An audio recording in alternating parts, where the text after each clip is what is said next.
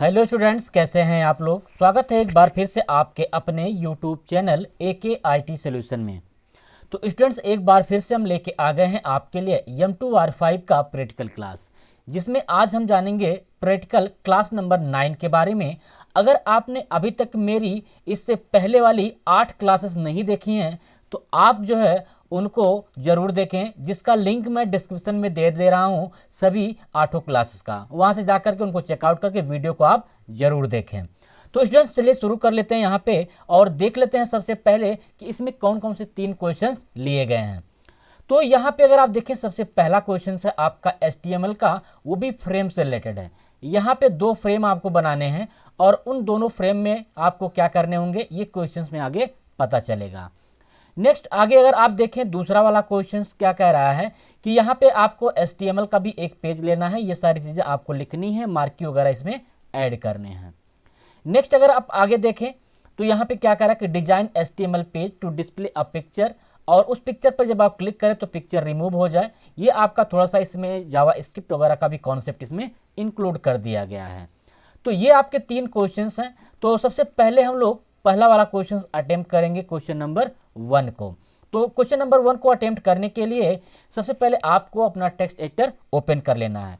तो मैं अपना टेक्स्ट एडिटर जो है सबलाइम ओपन कर लिया हूँ और यहाँ पे एक नया मैंने पेज ले लिया और उसको मैं सेव कर दे रहा हूँ क्वेश्चन 1 को। तो मेरी आज की क्लास जो है 9 है, 9 क्लास है हमारी और क्वेश्चन नंबर 1 है। .html के नाम से मैंने सेव कर दिया। अब यहाँ पे जो बेसिक स्ट्रक्चर है HTML का वो मैंने लिख लिया है और यहाँ पे मैं लिख दे रहा हूँ फ्रेम रिलेटेड क्वेश्चंस। ठीक है, फ्रेम रिलेटेड है। अब यहाँ पे हमको बॉडी की आवश्यकता नहीं पड़ती है जब भी आप फ्रेम क्रिएट करते हैं। तो इसके लिए क्या करेंगे आप, अगर आप क्वेश्चंस देखें तो सबसे पहले 2 फ्रेम को आपको क्रिएट करने हैं। तो 2 फ्रेम को अगर आपको क्रिएट करने हैं तो अगर आप क्वेश्चन आगे पढ़ें, कह रहा कि the left frame of contains the list of name and image of the Indian leaders. On the left frame, when you click on the image, the details will be shown in right frame. तो यहाँ पे अब क्या करना है, हमको चलते हैं सबसे पहले 2 फ्रेम बना लेते हैं। तो फ्रेम के लिए हमको लगाना होता है फ्रेम से टैग। अब यहाँ से फ्रेम से टैग लगा दिए हैं। इस फ्रेम से टैग के अंदर हमको लगाना है कॉल्स और यहाँ पे स्टार मैंने दे दिया है 2 फ्रेम को डिवाइड करने के लिए। और यहाँ पे हम लगा लेंगे फ्रेम के नेम को। तो यहाँ पे हमने लगा दिया फ्रेम नेम और उस फ्रेम का नाम हमको रखना है। क्योंकि 2 फ्रेम है तो हम यहाँ पे A1 और A2 रख देते हैं। ठीक है, एक फ्रेम हमारा A1 नाम का हो गया है और दूसरा फ्रेम हम इसको कॉपी और पेस्ट करके इसका नाम A2 रख देते हैं। अब इसको हम सेव कर ले रहे हैं। यहाँ पे सेव करने के बाद इसका हम आउटपुट पहले आपको दिखा देते हैं कैसा वेब ब्राउजर पे आ रहा है।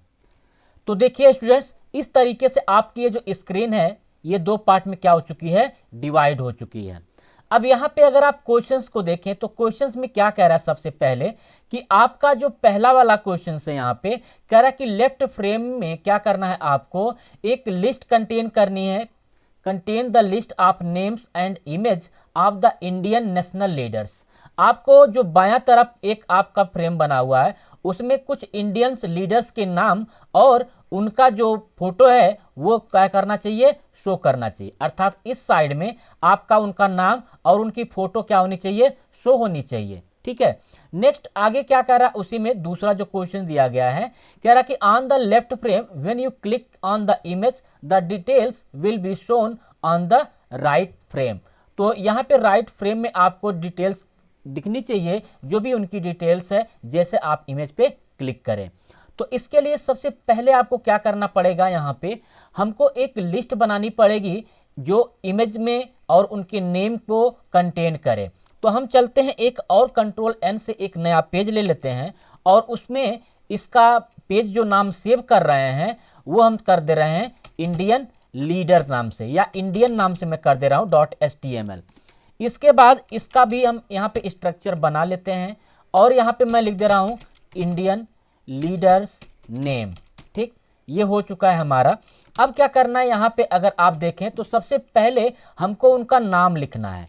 तो नाम लिखने के लिए हम लोग जो है यहाँ से कोई एक हेडिंग ले रहे हैं। तो इस हेडिंग में सबसे पहला नाम हम लिख दे रहे हैं महात्मा गांधी। अब यहाँ पे S3 को मैंने बंद कर दिया और यहाँ पे हमको उनका फोटो भी लगाना है। तो फोटो लगाने के लिए हमको क्या लगाना पड़ेगा, IMG SRC। इस IMG SRC में हमको महात्मा गांधी का यहाँ पे फोटो का पाथ देना पड़ेगा। तो यहाँ पे देखिए मैं एक पाथ यहाँ पे पेस्ट कर दिया हूँ अपना एक फोटो का, जहाँ पे भी मैंने इमेज रखा हुआ था वहाँ से जाकर के प्रॉपर्टी से राइट क्लिक करके उसका पूरा पाथ मैंने कॉपी करके यहाँ पे पेस्ट कर दिया। तो ये एक इमेज आपका हो गया है। अगर मैं इसका भी आपको प्रीव्यू दिखाऊं तो कैसा प्रीव्यू आ रहा है, इसके लिए हम अपने वेब ब्राउजर पर ओपन कर लेते हैं इस। तो देखिए स्टूडेंट्स, इस तरीके से आपका आ रहा है कि महात्मा गांधी है ऊपर नाम और उनका यहाँ पे फोटो है। अगर आप चाहते हैं कि फोटो और छोटा हो जाए तो इसके लिए यहाँ पे इसकी हाइट और विड्थ आपको यहाँ पे सेट करनी पड़ेगी। तो हम यहाँ पे हाइट लगा दे रहे हैं 150 पिक्सल, ठीक है, और यहाँ पे विड्थ भी लगा दे रहे हैं 150। सेव कर लेते हैं। सेव करके यहाँ पे आउटपुट देख लेते हैं, थोड़ा सा छोटा आपका हो चुका है।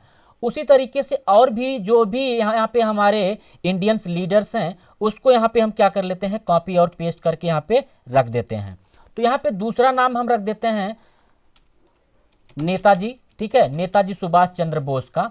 तो अब मैंने वहाँ पे नाम लिख दिया है, उनका भी फोटो का पाथ यहाँ पे हम पेस्ट कर देते हैं।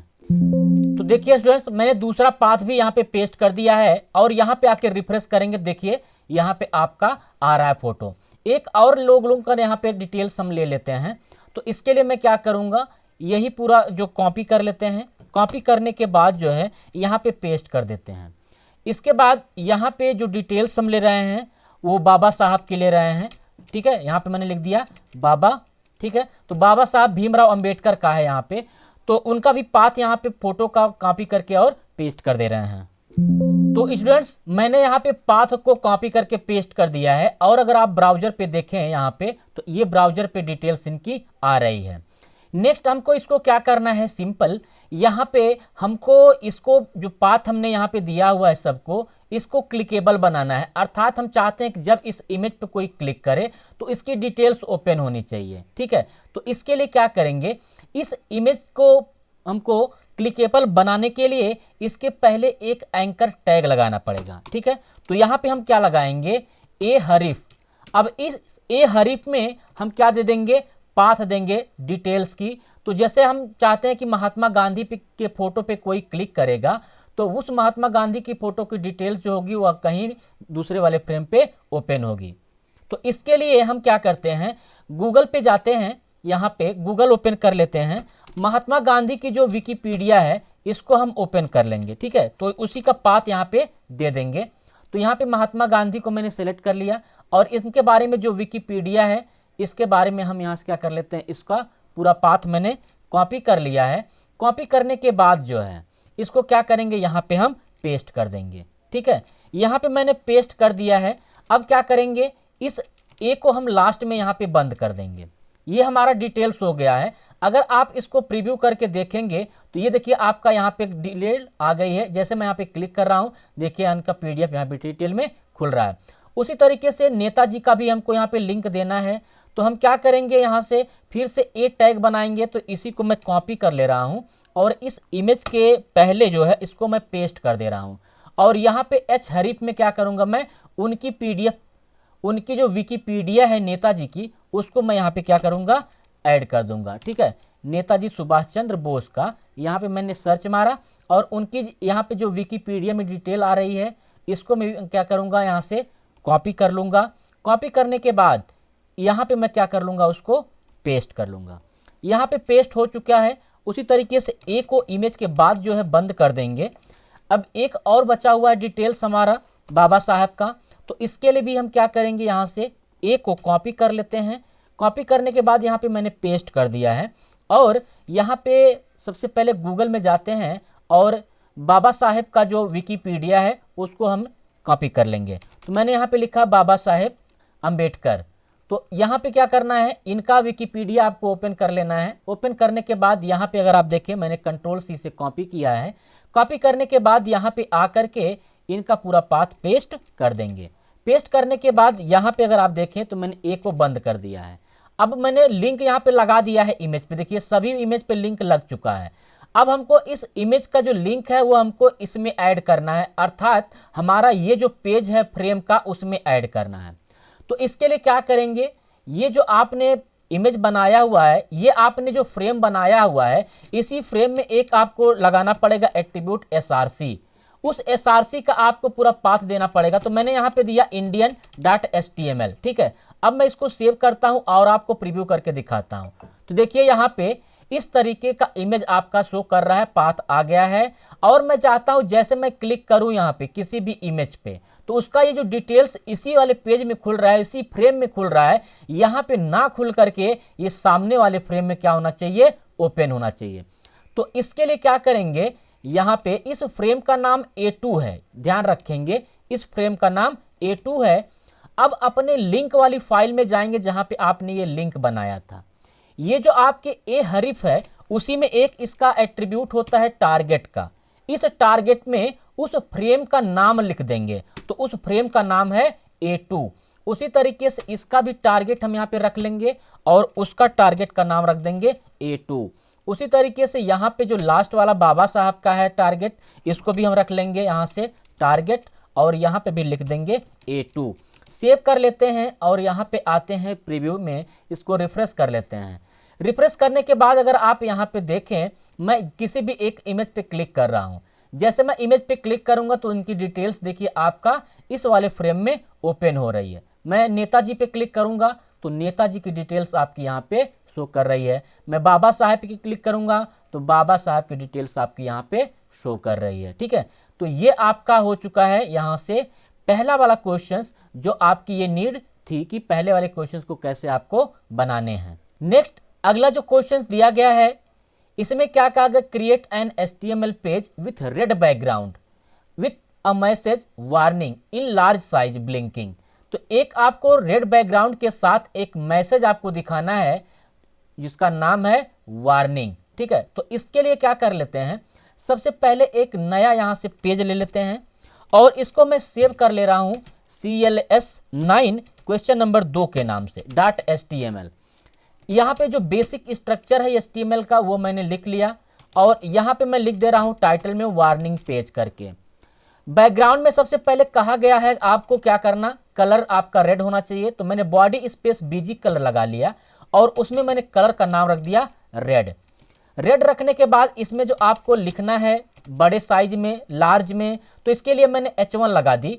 अब H1 लगाने के बाद जो है यहाँ पे मैं क्या कर दूंगा, यहाँ से लिख दूंगा वार्निंग। अब वार्निंग तो मैंने लिख दिया है यहाँ पे।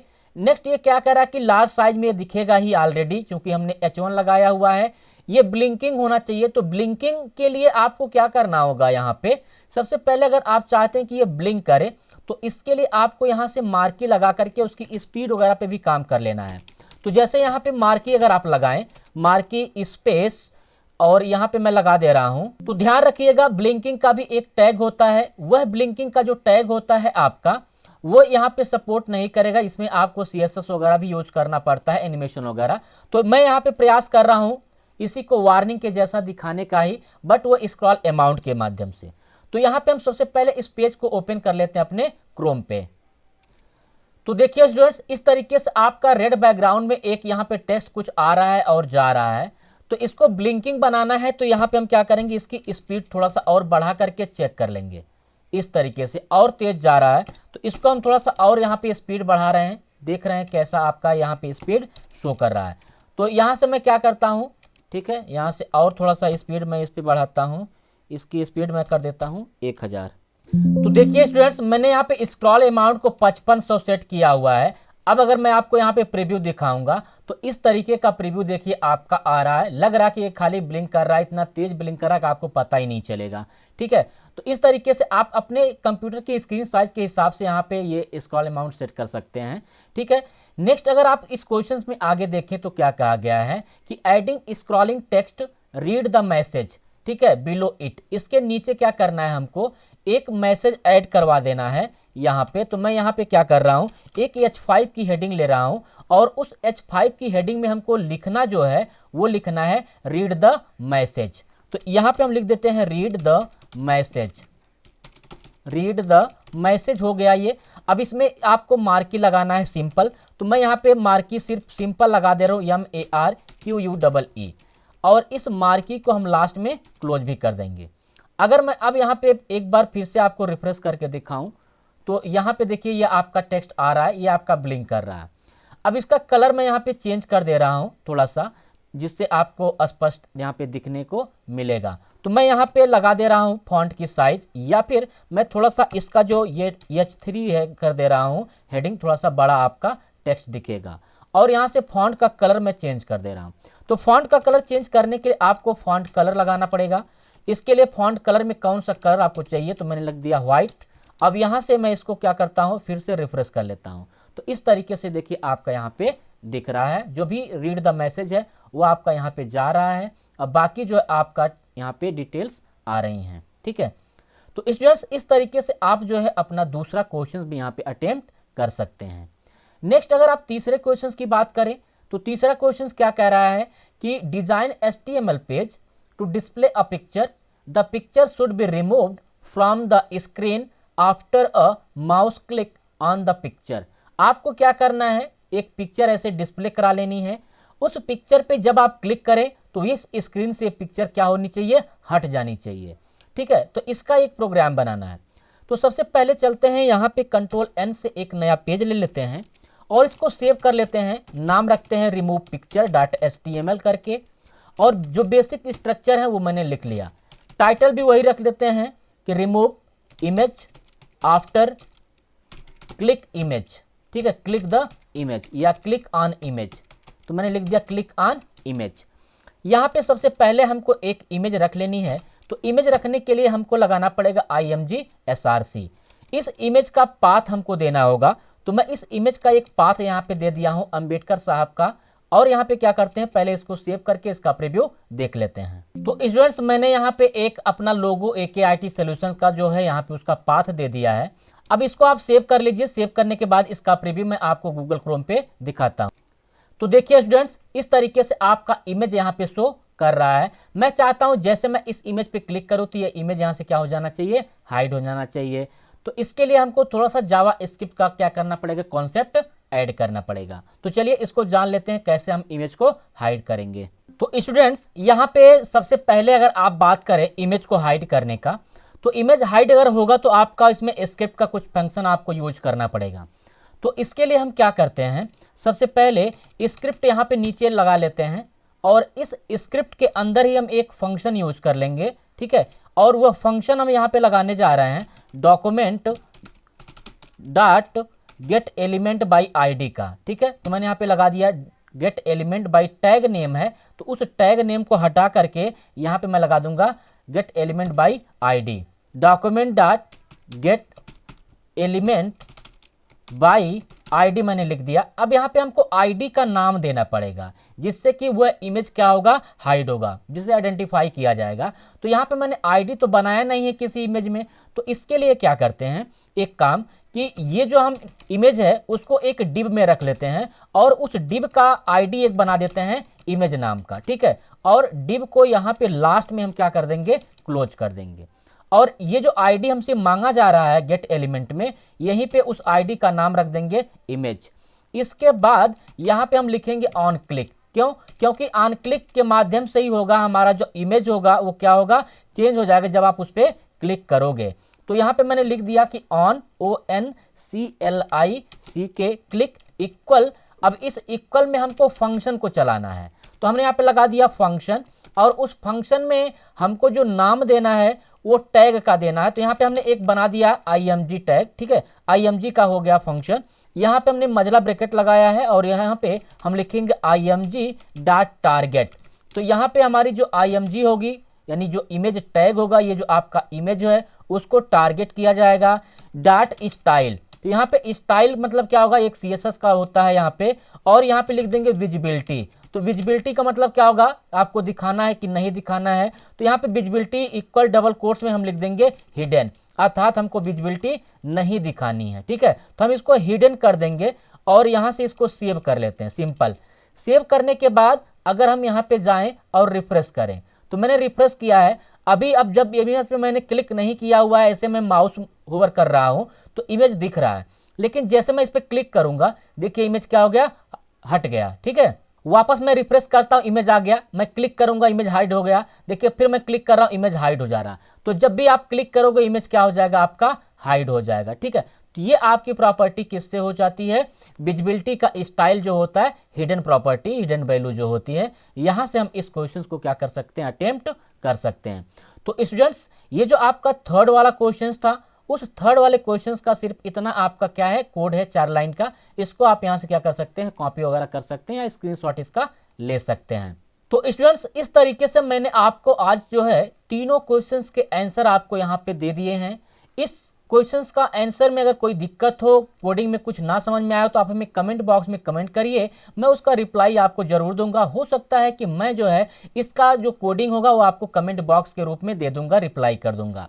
तो स्टूडेंट्स अगर आप चाहते हैं इस की पूरी पीडीएफ आपके पास उपलब्ध हो जाए, तो इस पीडीएफ को पाने के लिए आपको हमारा Telegram channel AK IT solutions को ज्वाइन करना होगा, जिसका लिंक मैंने आपको डिस्क्रिप्शन में दिया हुआ है। वहां से जाइए, फटाफट टेलीग्राम चैनल को ज्वाइन कर लीजिए और जो है इसका जो पीडीएफ आपको मिलेगा शाम को 7 बजे के बाद मिलेगा, ठीक है।